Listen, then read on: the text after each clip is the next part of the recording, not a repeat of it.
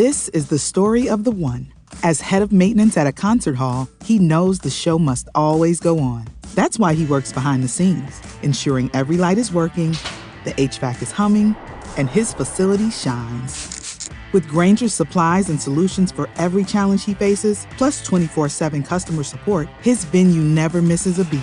Call quickgrainger.com or just stop by.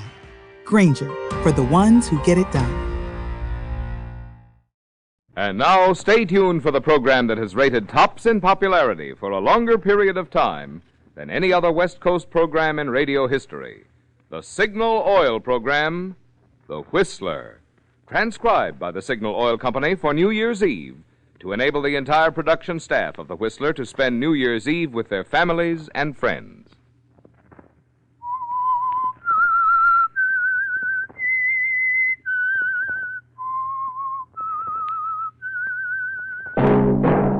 Signal, the famous Go Farther gasoline, invite you to sit back and enjoy another strange story by The Whistler.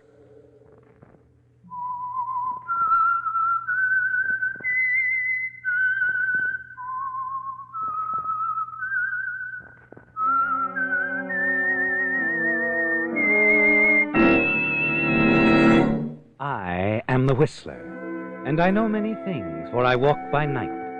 I know many strange tales hidden in the hearts of men and women who have stepped into the shadows. Yes, I know the nameless terrors of which they dare not speak. And now for the Signal Oil Company, The Whistler's strange story, The Big Jump.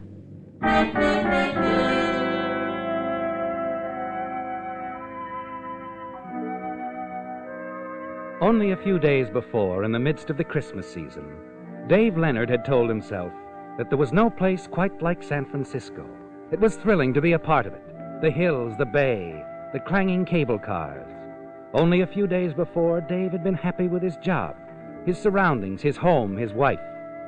Now suddenly that was all changed, wiped away somehow. The city was a frightening place. His job, something that was threatened. His home, his wife. Things that he must give up, be put behind him as rapidly as possible, lest they be threatened too. And that was why Dave walked down Gary Street and across Powell to the airline's office. A neon sign blinked the words, "Ring out the old, ring in the new," to advertise special New Year's flights. Dave approached the ticket window, asked for space on the very next plane for Los Angeles. The clerk was friendly, cooperative, and yes, he would be able to accommodate Mr. Leonard. He began to prepare the ticket and told him the amount. Here you are. Oh, fine. Is the flight on schedule? Will I be able to get away soon? The limousine for the airport will be loading in 20 minutes, Mr. Leonard. Oh. And you'll be on your way by, by 4:30. 4:30, good. Hello, Dave. What? You going somewhere? Yes, No, I don't think that's such a good idea.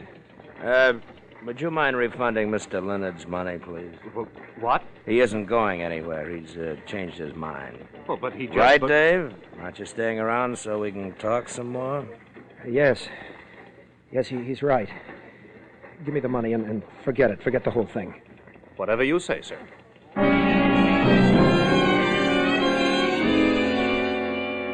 You scoop up the money, Dave. Hurry outside. It's even more foreboding now. The city. The walls of its tall buildings seem to close in around you, don't they? Because he's back again. Apparently not letting you out of his sight for the past 3 days since he first found you. Now he's falling into step behind you. No use hurrying, is there, Dave? You can't run away. That's better, Dave. That's much better. No use being in a hurry. I've been right with you for the last 3 days. Why don't we stop in here, have a drink, huh? Chat some more. All right. You're calling it.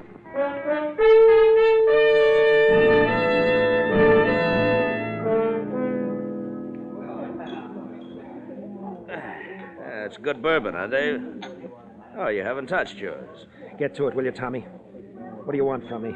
Why have you chased me all the way across the country? Who sent you? Easy, Dave, easy. None of the old bunch even knows you're alive, honest. I just ran onto you quite by accident. I don't believe it. Oh? You think you left a loose end, Dave? That there's a bridge of some kind behind your old life and this one? I don't know. Well, I'll tell you, there isn't.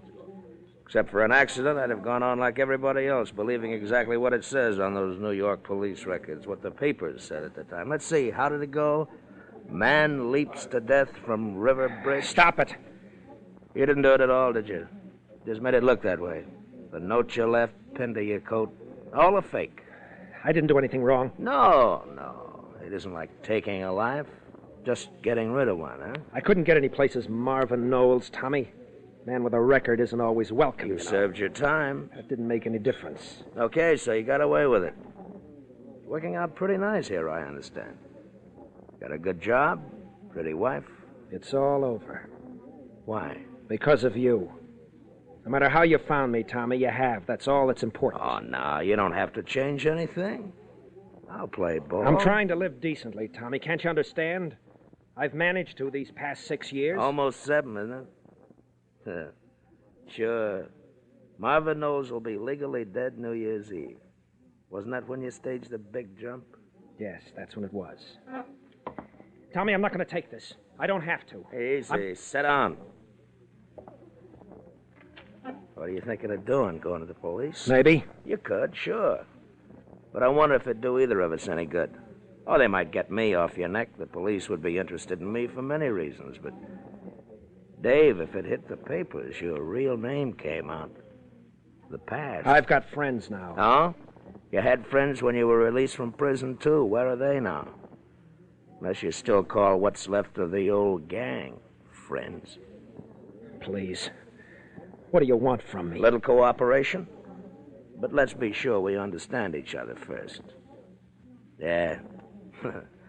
Not many of the old gang left. Just a couple of them, as far as I know. But they can play pretty rough. Maybe they think you talk too much. I didn't. You know that. Yeah. But you know too much. Maybe they think you've already talked to your wife, that she knows too much. If they could find Marvin Knowles, they might like to silence him. Maybe his wife, too. Stop it. Sure, go to the police, Dave. Cut your throat and mine and your wife's. I'm afraid it'd cost you a lot more than your job. You see what I mean?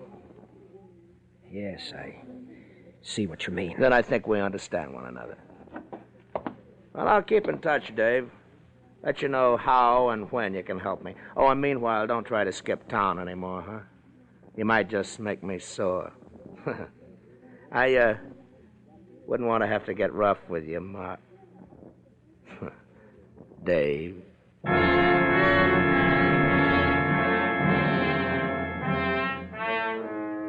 Yes, Dave, it's all changed in the surprising arrival of one man, your old friend, Tommy Northcote. One man who can ruin your life, strike terror in your heart, cause the old familiar warmth and friendliness of the city you've come to love to turn into a chilled atmosphere of menace, despair. And back at home, you can't even bring yourself to talk about it to the one person who's brought you more comfort and understanding than you'd ever dreamed possible. The one person who knows your past, a past the two of you had agreed never again to talk about. Sue, if you don't mind, I don't want to talk about it anymore. But, Dave, there's something bothering you. I know it. Something's on your mind. No, I'm just tired, that's all. Today, this afternoon, you left the office early, didn't you? You called the office? At 3 o'clock. You hadn't come back from lunch, the girl said. You shouldn't have called. Where were you, Dave? Well, I was detained. A customer. You talked to a customer from noon until after 3. Maybe. What of it? Dave, is that all you're going to say? Please, Sue, will you leave me alone? I was out on business. Isn't that enough? Do you have to cross-examine me? Oh, I'm sorry. Oh, forget it, Sue. I didn't mean to... Look, I don't know what's wrong with me. What do you say we go out tonight, huh? For a walk or to a movie. Get our minds off of it, huh? Off what, Dave? Okay, so I'll go out alone. There must be some way to stop these questions. I'll be back when you see me, understand?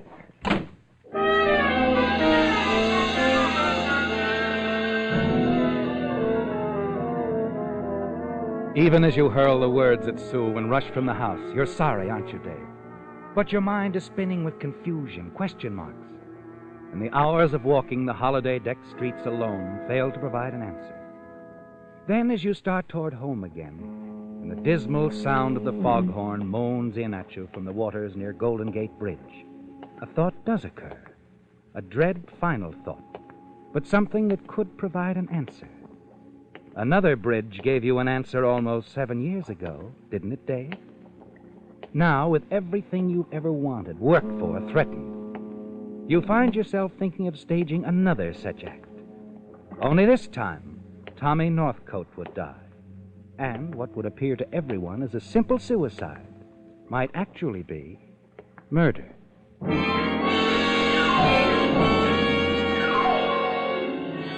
You're still thinking about it as you slip the key in the latch, let yourself into the house, and cross to the bedroom. Dave? Oh, Sue, I thought you were asleep. Couldn't. Not with you away. No, don't turn on the light.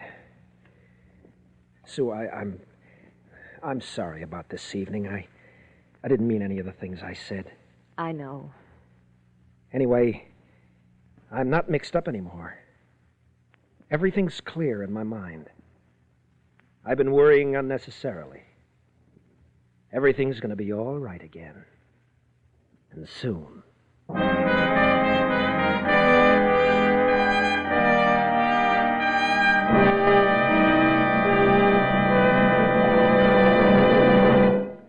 Because New Year's Eve is an appropriate time to take stock of one's blessings, we of the Signal Oil Organization would like to take this opportunity to express our appreciation to all of you who have given us so much for which to be thankful.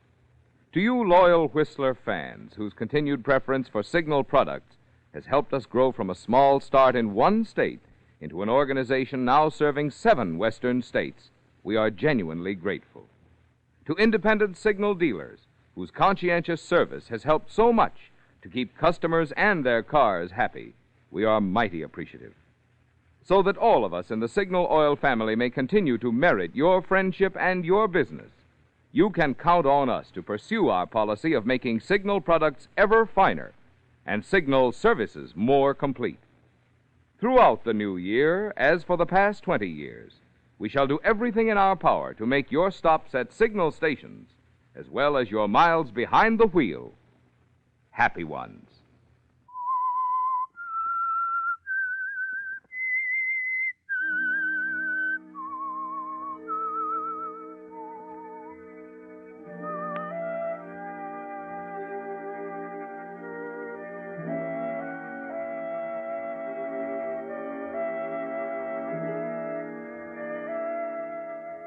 It changed everything, didn't it, Dave?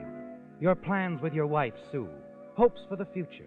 Everything was changed just before the new year, when Tommy Northcote walked into your life from the past and recognized you as Marvin Knowles, a man he'd known in the East, a man who once served time in prison and was trying his best to live it down with a new life in San Francisco as David Leonard. Yes, it was all changed.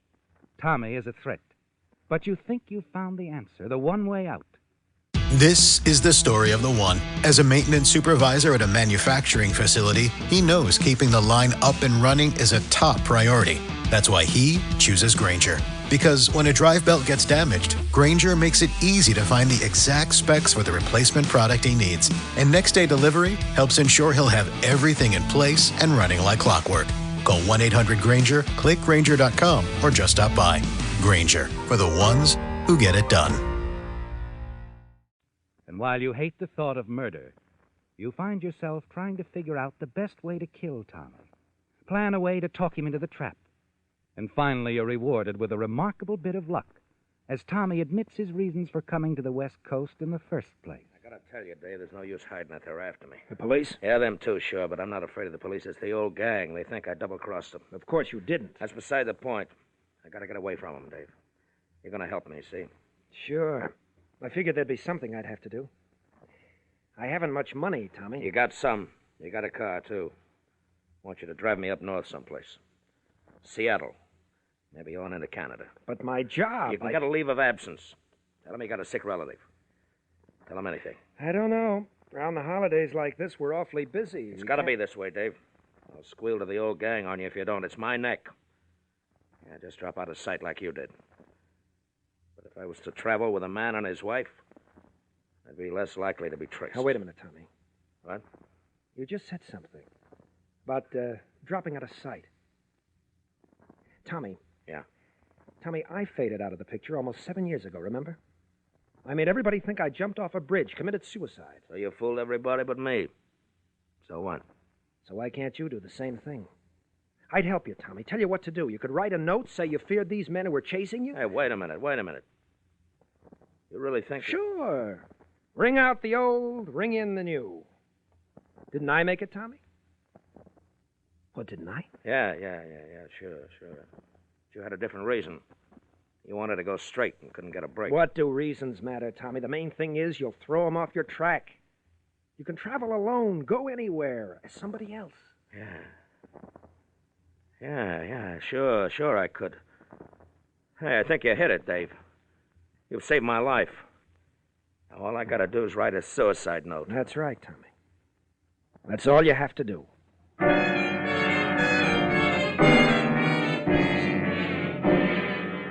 He's fallen into your trap, hasn't he, Dave? Yes, and you're relieved, yet far from pleased at the thought of what you have decided to do. You don't like to think about it, do you?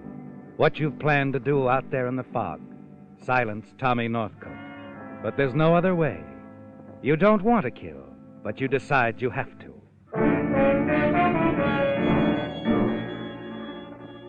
It doesn't seem much like New Year's Eve, does it, Dave? You've told Sue you don't feel up to celebrating. Instead, you sit in the den, pretending to read the newspaper, struggling to conceal the panic, the terror mounting within you.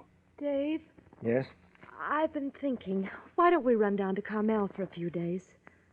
Do us good to get away. Give our new year a good start. I suppose so. We could stay at the inn again.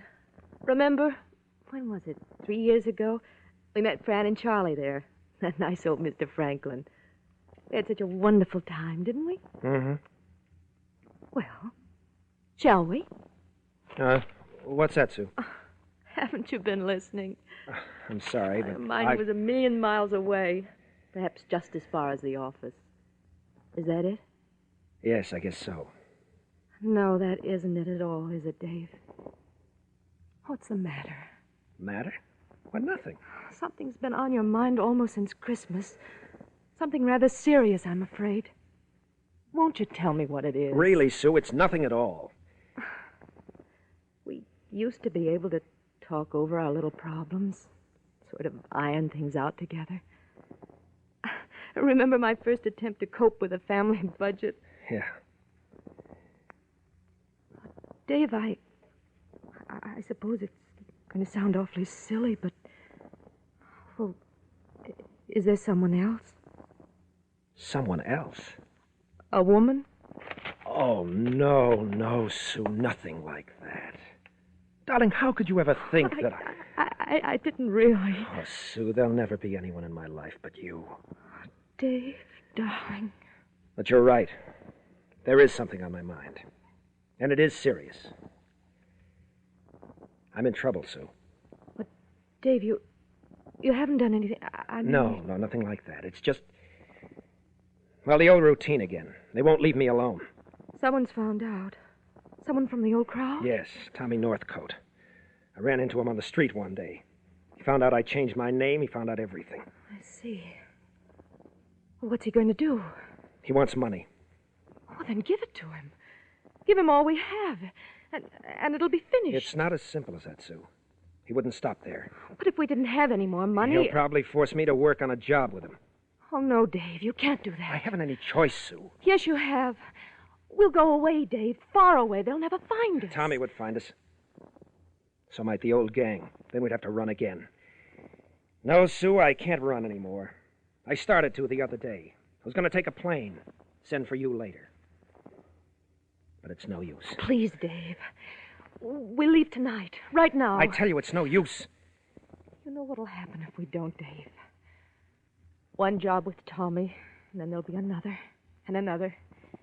And some night I'll be called down to the morgue to a dead of... Oh, Sue, darling. You mustn't ever go back to that kind of life, Dave. You can't go back. But, Sue, running away, it's no good. It wouldn't work. Going someplace else is our best chance, darling. Going somewhere else. What else can we do? What else? Yes. How else can you get rid of this man? There is a way.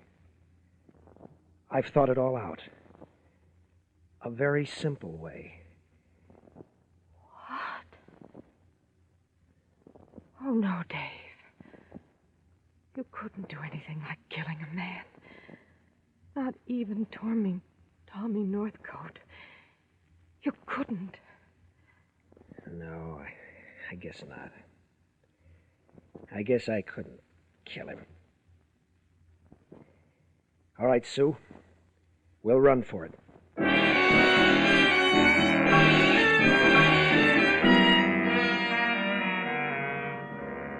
She's right, isn't she, Dave? There is a chance. A slim chance that you can slip away from Tommy Northcote. Start life all over again in some small town. While you finish packing, Sue hurries down to the garage and drives your car around to the alley back of your apartment house. When she returns, you're ready. You pick up the suitcases and start for the door. Hi, Sue, Dave. I was just going to come over. Come on over and join the party. Oh, Brad, hello. We were just leaving. Bag and baggage, I see. Yeah. Oh, now listen to that music. It's party night. My apartment door is wide open because it's party Brad, night. please. We're really in a hurry. Now, Sue, you can't run out on your next-door neighbor on New Year's Eve. Look, Brad, we've got to leave right now. We're driving to Carmel. We want to make it before Well, midnight. there's lots of time, Dave, old boy. Just one. Just one drink for the road, huh? For the road. And for New Year's. Ah, don't be a fuddy-duddy. It's New Year's Eve, or didn't you know? Oh, please, Brad. A rain check. It's terribly important that we leave right now. What's the matter with you two? We can't explain now, Brad. We'll be back in a few days. Come on, Sue. Well, for New Year's greetings to you, too.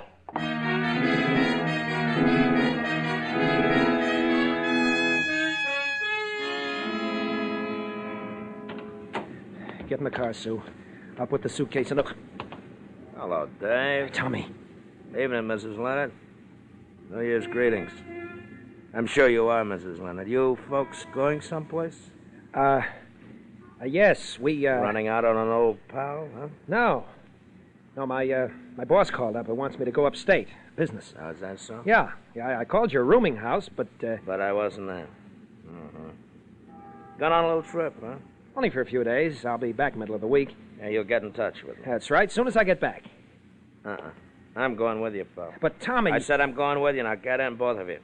We'll drive to my place, pick up my stuff, and we'll head north over the Gate Bridge, huh?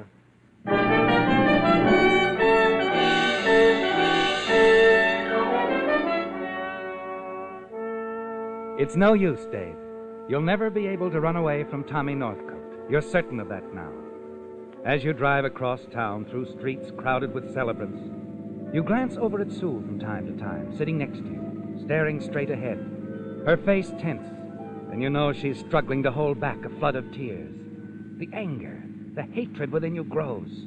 Hatred for the man in the back seat of your car, and hatred toward yourself for what you've done to Sue.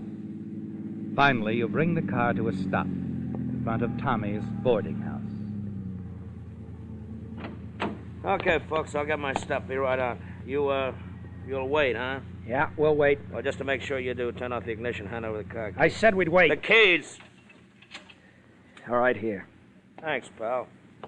Be right back, folks.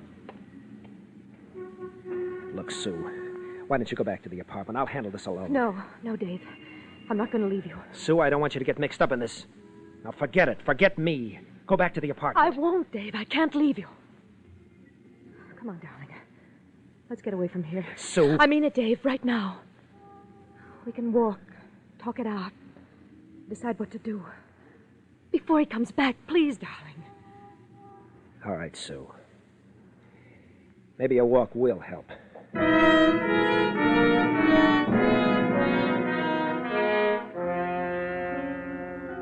You wander along the streets, weaving in and out of the gay crowds who have already caught the New Year's spirit.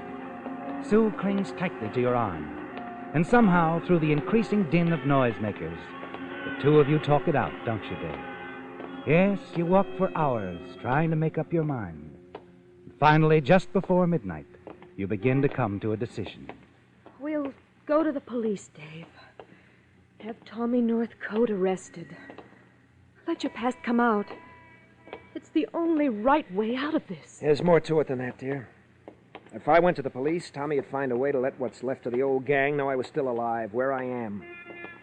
There are only a couple of important members of the old gang left, but they think I know too much. And what's more important, they'd figure I told you too much. You realize what that means, don't you? Yes. But I'd prefer to take a chance on anything than have you do wrong. You mean you'd even risk being killed? Yes. Rather than having you risk everything we've built together. Oh, you're wonderful, Sue. Not wonderful. I just believe in you. Come on, darling. We'll go to the police. Tell them everything. All right, Sue. All right, let's find a police station.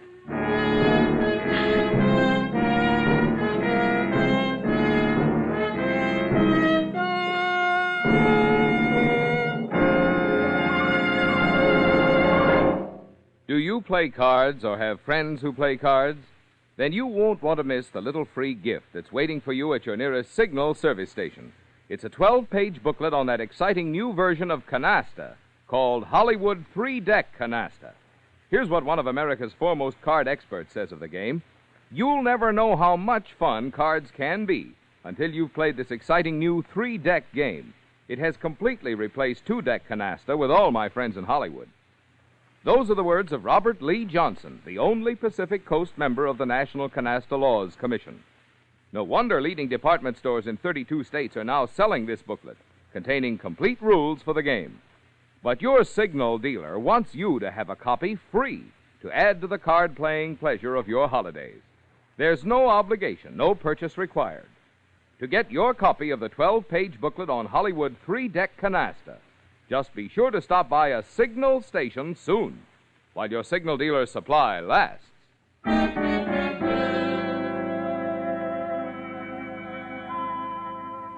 You've made your decision, haven't you, Dave? Yes, you can't run from the past, from Tommy Northcote. And you can't kill him either. So you're going to the police. You're going to tell them everything. Tell them about your fake suicide in New York 7 years ago. That you're not David Leonard, but an ex-convict named Marvin Knowles. You're certain it will mean the end of everything for you and your wife, Sue. But there's nothing else you can do. Now, after hours of walking along the city streets, talking things out, the two of you step into a police station, approach the officer at the desk.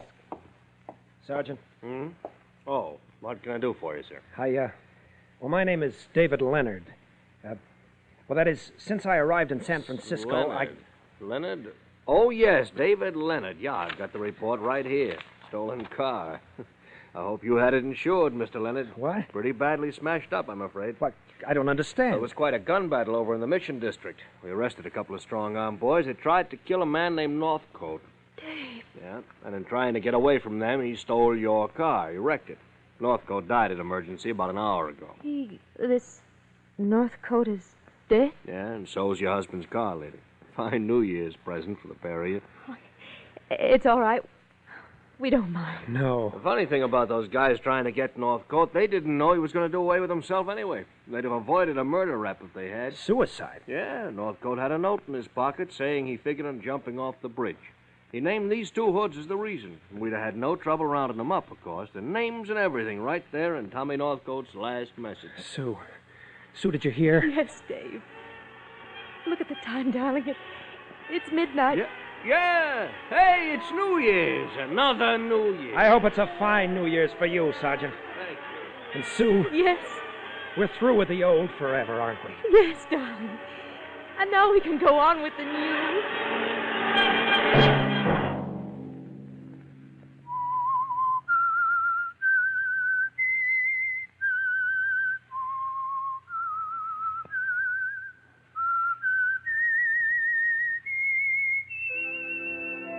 Let that whistle be your signal for the Signal Oil program, The Whistler, each Sunday night at this same time.